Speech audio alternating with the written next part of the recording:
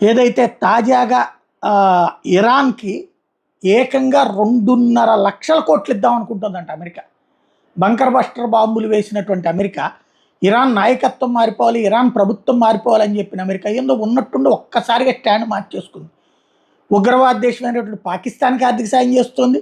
అట్లాగే ఉగ్రవాదులకి ఏకంగా Hezbollah, Hamas, Houthi, అట్లాగే Islamic resistance force, Islamic jihadist force లాంటి పలు తీవ్రవాద సంస్థల్ని పెంచి పోషిస్తూ ఈవెన్ అమెరికన్ స్థావరాల మీద కూడా దాడి చేసి అన్నటువంటి ఏదైతే ఇరాన్కి మరి ఏంటో ఉన్నట్టుండి ట్రంప్ రూటు మార్చేశాడు.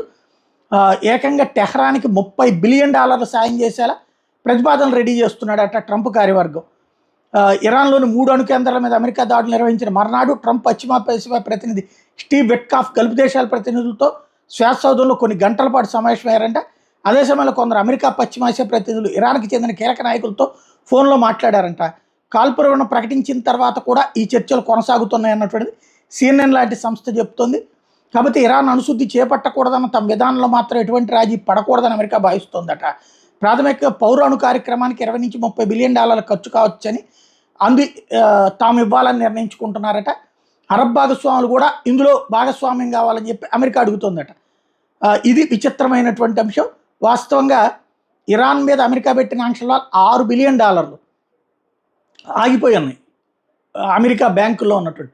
వాటిని వాడుకోవడానికి మాకు అవకాశం కల్పించమని అడుగుతుంటే దానికి సంబంధించిన అంశం మీదన కూడా ఇప్పుడు నిర్ణయం తీసుకునే అవకాశం ఉంది. ఓవరాల్గా ఇరాన్కి బంపర్ ఆఫర్ ఇవ్వడానికి రెడీ అవుతున్నట్టు కనబడుతోంది.